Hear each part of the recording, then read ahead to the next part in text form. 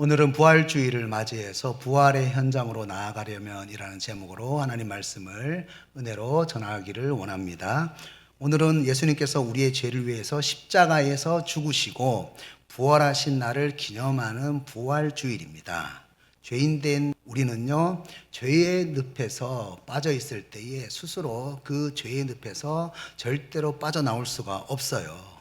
그런데 하나님께서는 사랑하는 자녀가 죄의 그 깊은 늪에서 빠져 있을 때에 가만히 구경할 수 있을 수가 없었습니다. 왜냐하면 아버지시기 때문에. 그래서 하나님 아버지께서 직접 인간의 몸을 입고 더럽고 죄 많은 세상으로 오셔서 우리의 죄를 위해서 대신 십자가에 못 박히셨죠. 그분이 바로 예수님입니다. 그 예수님께서 우리의 죄를 대신해서 십자가에 못 박히시고 다시 살아나셨습니다. 부활하셨습니다. 그래서 지금 우리들은 영생을 얻게 되었습니다. 영원히 살 수 있는 생명을 얻게 되었습니다. 고린도전서 15장 21절에서 22절을 보면 이렇게 말씀합니다. 사망이 한 사람으로 말미암았으니 죽은 자의 부활도 한 사람으로 말미암는도다. 아담 안에서 모든 사람이 죽은 것 같이 그리스도 안에서 모든 사람이 삶을 얻으리라. 이 말씀을 우리가 믿는다면 절대로 죽음을 두려워하지 않고 고린도전서 15장 55절 말씀처럼 이렇게 고백을 할 수가 있어요. 사망아 너의 승리가 어디 있느냐? 사망아 내가 쏘는 것이 어디 있느냐? 이렇게 고백을 할 수가 있습니다. 깊은 동굴을 탐험하는 탐험가가 실수로 등불을 놓쳐버렸습니다. 그러니까 갑자기 동굴 안이니까 아무것도 보이지가 않아요. 나는 이제 이 동굴 안에서 나갈 수가 없다. 등불이 없으니까 나는 여기서 굶어 죽게 되겠구나. 절망 때문에 주저앉아서 그 자리에서 눈을 감아버리고 말았습니다. 이렇게 공포 속에서 눈을 감고 있었는데요. 아주 미세한 바람 소리가, 바람의 또 움직임이 느껴지는 거예요. 눈을 뜨고 있을 때는 몰랐는데, 캄캄한 어둠밖에 없었는데 눈을 감았을 때에 느껴지는 거예요. 바람의 움직임이. 그래서 눈을 떠봤어요. 그리고 그 바람이 불어오는 곳으로 걸어갔습니다. 그러니까 생각보다 가까운 곳에 출구가 있었습니다. 그때 이 사람은 이런 생각을 했어요. 조금만 더 걸어가면 되는데 내가 왜 포기를 하고 있었지? 우리는 매년 부활절이 되면은 주님 다시 사셨다. 우리에게 부활의 소망이 있다. 이렇게 고백을 합니다. 그런데 매일 아침이 되면은요, 다시 반복되는 지긋지긋한 일상생활을 경험하게 되죠. 여전히 나를 괴롭히는 관계의 상처가 내 앞을 지나갈 때가 있습니다. 여전히 변하지 않는 나의 성격이 내 마음에 계속 묵상될 때가 있어요. 이 현실 앞에서 나는 과연 어떻게 부활의 현장으로 나아갈 수가 있을까요? 오늘 본문 22절을 보면 이렇게 말씀하죠. 너희는 유혹의 욕심을 따라 썩어져가는 구습을 따르는 옛사람을 벗어버리고. 여기서 벗어버린다는 단어는요, 헬라어로 아포티데미라고 하는데요, 의도적으로 끊어낸다. 벗어버린다는 말이 의도적으로 끊어낸다라는 뜻입니다. 여러분, 무엇을 의도적으로 끊어내야 할까요? 유혹의 욕심을 따라 썩어져가는 구습을 따르는 옛사람이다 라고 말씀하고 있죠. 그런데 이런 옛사람에 대해서 자세히 말씀해 주는 본문이 오늘 본문 바로 전에 18절을 보면은 나와 있습니다. 이렇게 말씀을 하죠. 그들의 총명이 어두워지고. 여기서 총명은 생각이죠. 판단력, 해석 능력이 바로 총명입니다. 그래서 생각이 어두워졌다, 해석 능력이 어두워졌다, 생각이 완전히 망가졌다라는 그런 뜻입니다. 오늘날 세상은 강력한 힘이 있어야 다른 사람들이 나를 무시하지 않는다고 우리 자신에게 세뇌를 할 때가 많죠. 그래서 우리들은 힘을 가지게 되면은 다른 사람들을 무시하고 억압하는 그런 사람이 될 때가 많습니다. 교만한 사람으로 변화되게 되는 거죠. 생각이 망가졌습니다. 총명이 망가진 거죠. 또 세상에서 수많은 소리를 듣고 상처를 받아요. 그 상처를 받게 되면 그 상처를 지나치게 확대 해석을 해가지고 오해와 망상과 피해의식과 수치심을 가질 때가 많습니다. 이것도 마찬가지로 총명이 어두워지고 생각이 망가진 거죠. 그렇습니다. 모든 옛사람의 시작은 어디에서 시작이 되냐면요, 총명, 바로 18절에서 말씀하는 생각에서 시작이 되게 됩니다. 이렇게 우리의 삶에 생각이 어두워지면은 18절에서 어떤 현상이 나타나게 됩니까? 그들의 마음이 굳어짐으로 라고 말씀하죠. 교만한 마음과 수치스러운 그 마음을 내 마음에 계속 품게 되면은요, 마음에 쓴뿌리가 자라나게 되면서 그 쓴뿌리가 습관이 되게 됩니다. 그러면은 습관이 되면은 자기가 교만한지 몰라요. 또 자기가 얼마나 수치심을 품고 살고 있는지 모를 때가 너무 많습니다. 마음이 완전히 굳어진 상태가 되는 거죠. 마음이 습관처럼 교만과 수치심 가운데 반응하게 되는 겁니다. 그래서 어떻게 됩니까? 19절에 보면은 이렇게 말씀합니다. 그들이 감각 없는 자가 되어 자신을 방탕에 방임하여 모든 더러운 것을 욕심으로 행하되, 방탕에 방임한다. 흘러가는 대로 흘러간다는 거죠. 습관대로 그냥 흘러간다는 거죠. 교만한 마음 느끼는 대로, 수치심을 느끼는 대로, 흘러가는 대로 내 마음이 굳어진 상태로 살아가게 된다는 겁니다. 여기서 방탕은요, 그저 노는 것을 의미하지 않습니다. 자신을 지킬 수 있는 내면의 경계선이 무너진 상태를 방탕이라고 합니다. 내면의 질서가 무너진 상태를 방탕이라고 합니다. 우리들은 욕심에 대해서 다른 것을 탐내는 것만 욕심이다, 이렇게 생각을 하잖아요. 그런데 여러분, 교만도 내가 모든 영광을 차지하려고 할 때에 생기는 욕심의 문제인데요. 여러분, 수치심도 욕심의 문제예요. 타인의 마음속에 내가 어떤 이미지로 각인이 될까? 바로 수치심은 욕심의 좌절 때문에 생기는 것이 수치심입니다. 여러분, 왜 이런 일들이 일어나게 됩니까? 내 마음에 교만해지는 것을 방치하는 거죠. 내 마음에 내 자신을 부끄러워하는 그 마음, 세상의 기준과 욕심에 충족하지 못해서 수치심을 느끼는 그 마음을 그냥 방치하고 흘러가는 대로 두는 거죠. 여러분, 베데스다 연못에서 38년 된 병자 이야기 아시죠? 여러분, 베데스다 연못은 은혜의 집이라는 뜻을 가지고 있었습니다. 그런데 베데스다는 이름만 은혜의 집이지 실상은 참 잔인한 곳이었어요. 여러분, 그 베데스다 연못은요, 세상에 뒤진 사람들, 상처받은 사람들이, 거기 병자들이 모여 있는 곳이에요. 그런데 그곳에서 38년 동안 계속 뒤처지는 사람이 있었다는 겁니다. 38년 동안 물이 움직일 때마다 몸을 던졌지만 단 한 번도 그 사람은 1등을 하지 못했어요. 그런데 말로만 은혜의 집이라고 하지만 은혜의 집이 아닌 이 베데스다에 진짜 은혜의 집이 되는 예수님이 오셨습니다. 그래서 38년 동안 꼴찌 인생을 살아가던 병자에게 예수님이 찾아오셨어요. 그리고 이렇게 물어봤습니다. 요한복음 5장 6절이죠. 내가 낫고자 하느냐? 그러면 여러분, 어떻게 말을 해야 됩니까? 네, 예수님, 낫고자 합니다. 고쳐주십시오. 이렇게 말을 해야 됩니다. 그런데 38년 동안 꼴찌 인생을 살았던 이 병자의 입에서 어떤 말이 나왔습니까? 7절을 보면은 옛사람이 자동으로 반응해서 나오는 거예요. 병자가 대답하되 옛사람으로 대답하는 거예요. 주여, 물이 움직일 때에 나를 못에 넣어주는 사람이 없어. 내가 가는 동안에 다른 사람이 먼저 내려가나이다.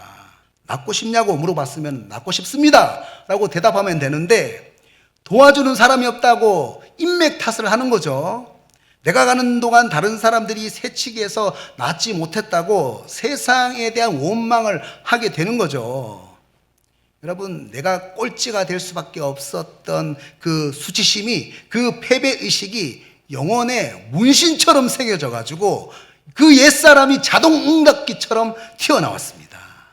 은혜를 베풀기 위해서 진짜 은혜의 집이 되시는 예수님께서 앞에 서 계시는데 생각이 어두워져서, 그래서 마음이 굳어져서 옛사람의 습관대로 흘러가는 대로 그냥 말을 하는 거예요. 여전히 나를 앞서갔던 사람과 세상에 대해서 원망이 있는 거죠. 38년 옛사람으로 살아가다 보니까 고쳐질 수 있다는 희망을 품기보다는 내가 왜 안 되지? 나는 안 돼. 이것에 대해서 안 되는 이유에 대해서 설명하는 전문가가 되어버렸다는 거예요. 내 행복의 기준을 화려한 세상에다가 맞추게 되면은요, 세상의 기준에 충족하게 되면은 교만한 사람이 되고, 세상의 기준에 충족하지 못하면은 부끄러운 사람, 수치심을 가지는 그 죄의 상태가 되는 거죠. 이게 바로 옛사람에 갇혀 있는 창살 없는 감옥이라는 거예요. 그래서 우리가 이런 자동 닫기, 옛사람의 자동 닫기를 벗어버리려면은 여러분 어떻게 해야 합니까?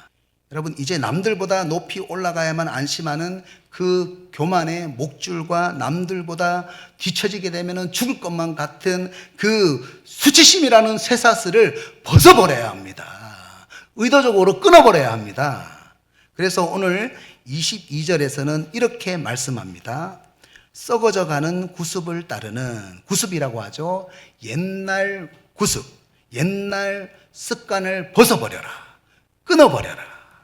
오늘 우리들은 부활절 날에 부활을 말하고 찬양을 부르면서 여전히 옛사람의 테이프를 자동으로 계속 재생하고 있는 그런 삶을 살고 있지는 않습니까?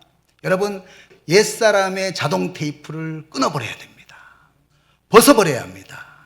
여러분, 그리고 어떻게 해야 합니까? 23절을 보면은요, 심령을 새롭게 해야 한다고 말합니다. 여러분, 여기서 말하는 심령은요, 우리의 영을 말합니다. 우리의 영이 맑아져야 된다. 새롭게 맑아져야 된다. 여러분, 심령이 상하면은요, 마음이 탁해지면은요, 아무것도 못합니다. 그런데 여기서 새롭게 된다는 말씀은요, 헬라어로 아나네오라고 하는데요, 여기서 아나는 다시, 반복해서라는 뜻이고요, 네오라고 하는 단어는 새롭게 하다라는 뜻입니다. 그러니까 여기서 심령이 새롭게 된다는 것은 한 번 새롭게 된다는 것을 말하는 것이 아니라 계속해서 심령이 새로워지는 상태를 말하는 거예요. 여러분, 인생을 살아가면서 조금이라도 긴장을 늦추게 되면은 심령이 어떻게 됩니까? 어두워지지요. 그래서 우리의 심령은 항상 관리해야 됩니다. 훈련을 해야 됩니다. 우리의 심령이 매일매일 새롭게 될 수 있도록 우리가 훈련을 해야 된다는 거예요. 여러분, 어떻게 해서 우리의 심령이 새롭게 될 수가 있을까요? 여러분, 아까 전에 옛사람의 시작이 어디에서 시작이 됐다고 말씀을 드렸나요? 바로 총명에서 시작했다고 했어요. 바로 생각에서 시작됐다고 했습니다. 총명이 어두워졌다고 말씀을 드렸지 않습니까? 여러분, 심령이 새롭게 되기 위해서는 생각을 어둡게 만드는 이 해석을 바꿔야 합니다. 나를 교만하게 만들고 나를 수치스럽게 만드는 세상의 소리가 있지 않습니까? 그 세상의 소리에 내 생각이 뺏기지 않도록, 사탄의 유혹을 물리칠 수 있도록 말씀의 소리를 듣고 다시 말씀으로 내 삶을 질서 있게, 내 내면을 질서 있게 정돈할 수 있어야 돼요. 해석을 할 수가 있어야 됩니다. 성령님께서 우리들이 세상의 소리를 듣잖아요. 그때의 마음이 흔들릴 때에 우리가 기도를 하면은요, 성령님은 진리의 성령님이십니다. 성령님께서 우리에게 말씀을 생각나게 하세요.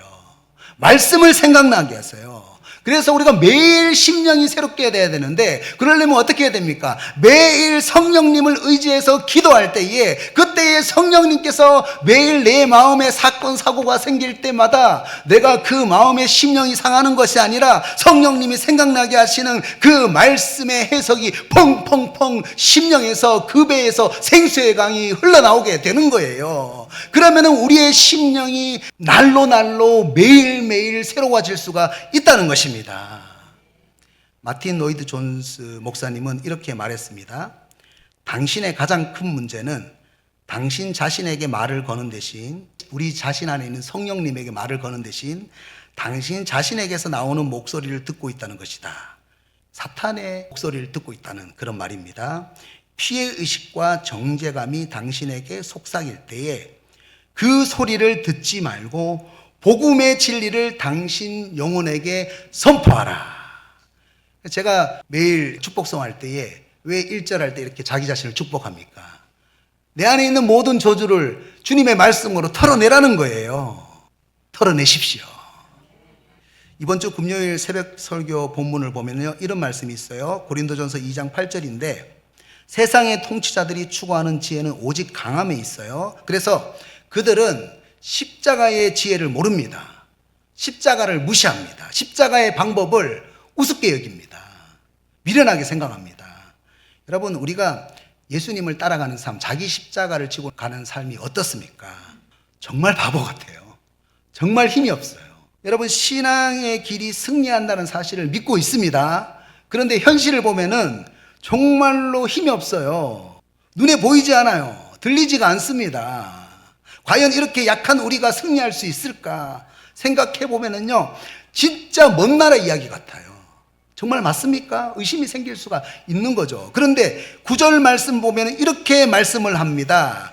기록된 바 하나님이 자기를 사랑하는 자들을 위하여 예비하신 모든 것은, 하나님께서 예비하신 그 모든 것은 눈으로 보지 못하고 귀로 듣지 못하고 사람의 마음으로 생각하지도 못하였다 함과 같으니라.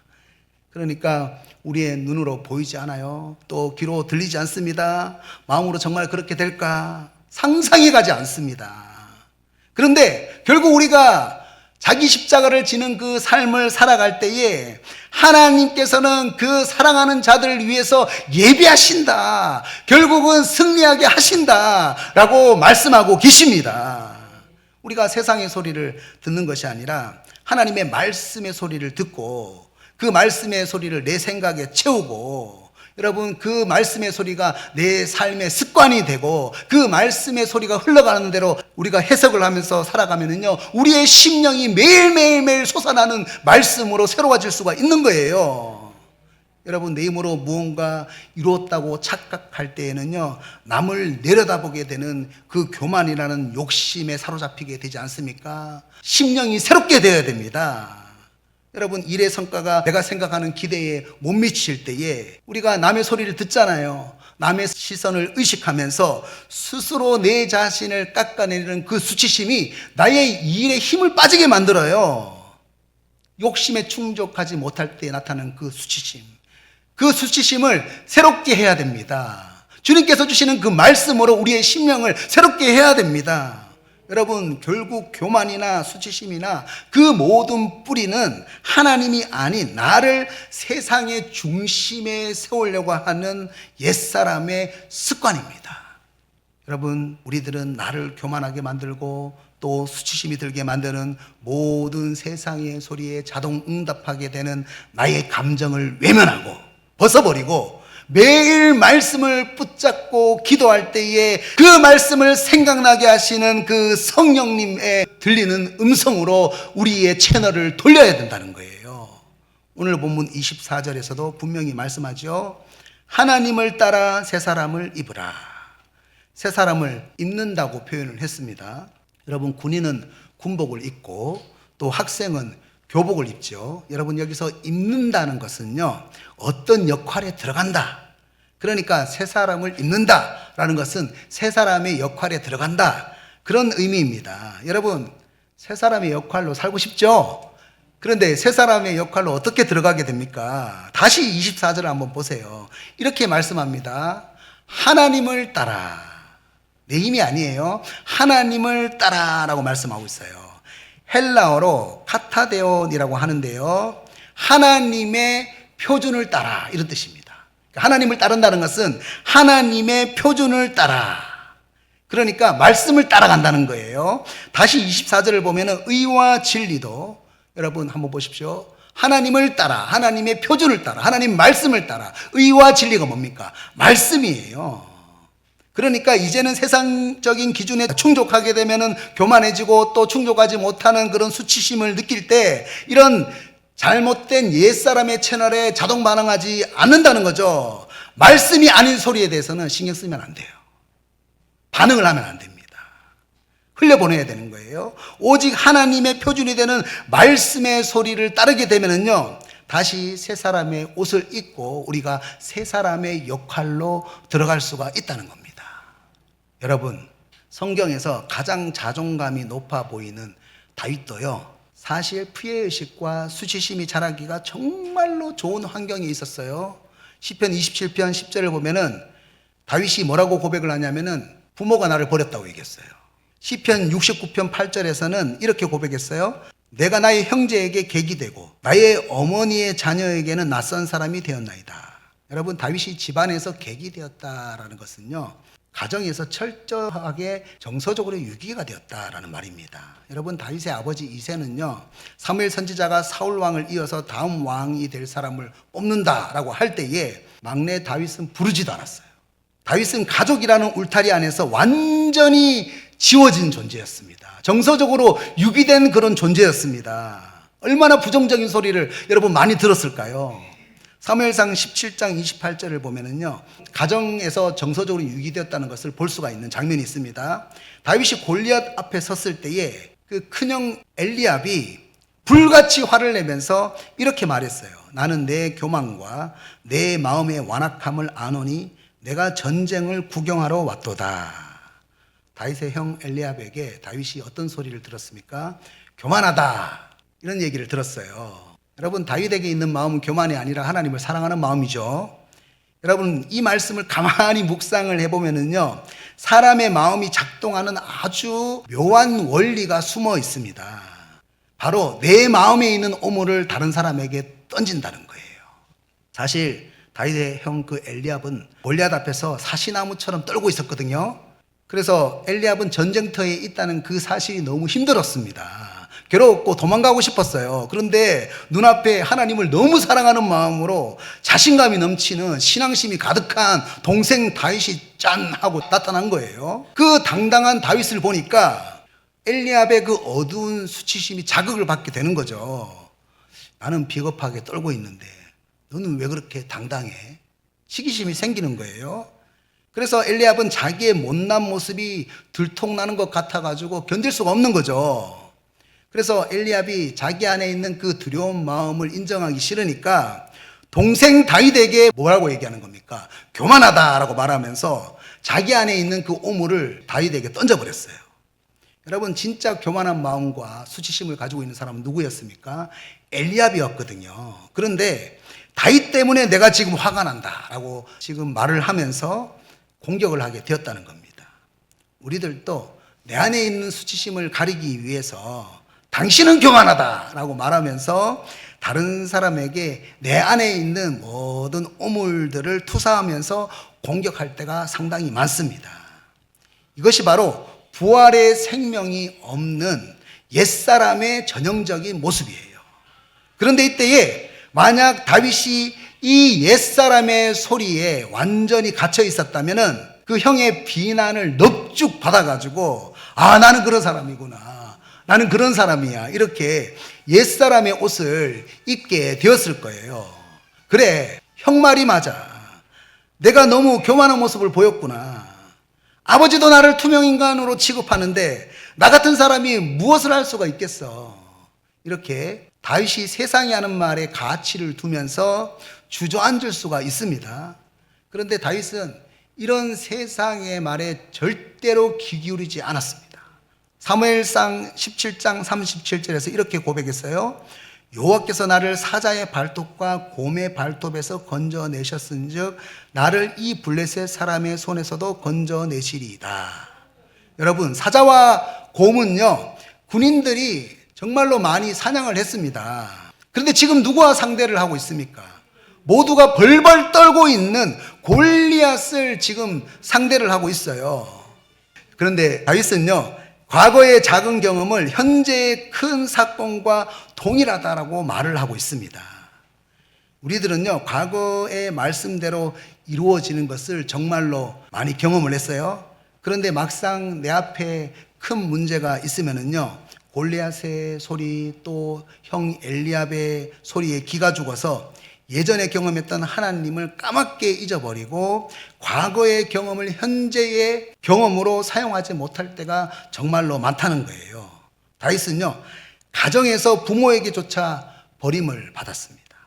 그런데 시편 27편 10절에서 이렇게 고백을 했어요. 내 부모는 나를 버렸으나 여호와는 나를 영접하시리이다. 할렐루야. 세상에 수많은 부정적인 소리를 들었지만 하나님은 나를 영접해 주실 것이다. 다윗은 사람의 소리가 아니라 말씀의 소리만 들었습니다. 이런 찬양 있죠. 주의 음성을 내가 들으니 사랑한단 말일세.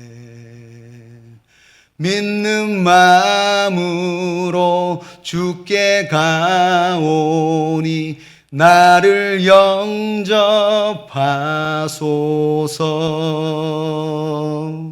주님의 음성을 들으십시오. 이렇게 다윗이 자기를 버리는 소리가 아니라 자기를 영접하시는 하나님의 말씀의 소리를 삶의 표준으로 삼을 때에 심령이 혼탁해지는 것이 아니라 심령이 새로워졌습니다. 그래서 다시 새로운 사람이라는 역할로 나아갈 수가 있었어요. 여러분, 부활은 예수님 시대에 일어난 사건이 아니라 오늘 또 낡은 옛날 옷을 입고 죽은 듯이 살아가는 우리를 향한 오늘의 생생한 초대입니다. 믿으십니까? 네. 여러분, 라디오를 한번 생각해 보세요. 라디오에서 여러분 지지직거리는 소음이 나온다고 한번 생각해 보십시오. 내 마음속을 괴롭히는 어떤 슬픈 노래가 흘러나올 때에 여러분 어떻게 하십니까? 듣기 싫으면 어떻게 해요? 끄거나 채널을 돌리면 되잖아요. 채널을 돌리면 되는데 우리는 어떻게 살아갑니까? 끝까지 그 소리를 들으면서 묵상을 하고 있어요. 채널을 돌리지 않고 그 소리를 계속 묵상하고 있습니다. 여러분, 우리가 어떻게 해야 됩니까? 내 영혼을, 내 심령을 옛사람의 자동 응답기로 말하게 하는 그 소리를 꺼버리고 말씀이 들리는 채널로 우리가 돌릴 수가 있어야 됩니다. 여러분, 우리가 염려하고 걱정하고 원망하고 불평하면서 얼마나 사망의 그늘 안에서 우리가 살아갈 때가 많습니까? 사망의 소리에 매여서 우리가 옛사람의 습관대로 내 삶을 새기고 있을 때가 많습니까? 이 옛사람의 습관을 그대로 내 인생에서 방치할 때가 여러분 얼마나 많습니까? 오늘 주님께서 우리에게 말씀합니다. 단호하게 부활의 소망을 주는 말씀의 소리를 들을 수 있도록 채널을 돌려라. 그러면 이런 소리가 들리는 거예요. 너는 내 사랑하는 자녀다. 너는 새 사람을 입은 사람이다. 너는 새로운 역할을 하게 될 것이다. 사랑으로 나를 영접해 주시는 하나님의 음성을 들을 수가 있다는 거예요. 그러면 탁해진 내 심령이 새로워지고 맑아지고 살아갈 수가 있는 거예요. 어느 유명한 악기 경매장에 아주 오래되고 낡은 바이올린 한 대가 경매에 나왔습니다. 줄은 느슨해져 있고 아주 몸통이 다 긁혀 있어가지고 볼품이 없었어요. 그때 경매인이 소리쳤습니다. 자, 이 낡은 바이올린 $1부터 시작을 합니다. 누가 이 바이올린을 사시겠습니까? 그러니까 모든 사람들이 그 바이올린을 보면서 웃었어요. 막 비웃었어요. 저런 고물 같은 걸 누가 사? $1도 아깝다. 이러면서 땔감으로도 쓸 수 있겠어? 이렇게 모든 사람들이 비웃으면서 관심을 가지지 않았습니다. 그때에 객석 뒤편에 있는 한 노신사가 나오더니 품속에 있는 그 손수건을 꺼내가지고 바이올린에 묻어있는 먼지를 정성스럽게 닦아내기 시작했습니다. 그리고 느슨해진 그 줄을 팽팽하게 조인 다음에 조율을 하고 그 다음에 이 사람이 연주를 시작했어요. 연주를 시작했는데 너무 아름다운 소리가 나는 거예요. 너무 훌륭한 소리가 나는 거예요. 알고 봤더니 이 노신사가 누구입니까? 당대 최고의 바이올린 거장이었습니다. 여러분의 인생은요, 사탄에게 들려있는 것이 아니라 하나님의 손에 들려 있습니다. 하나님께서 여러분을 아름답게 연주하시기를 원하신다는 겁니다. 그런데 여러분, 우리는 이 부활의 소망을 가지고 있는데도 불구하고 세상의 소리 때문에 여러분 마음이 괴로울 때가 얼마나 많습니까? 오늘 부활의 주님은 우리에게 말씀을 하고 있는 거예요. 낡은 먼지를 털어버려라. 내가 너를 말씀으로 조율시켜 주겠다. 말씀의 표준으로 다시금 너의 인생을 조율해 주겠다.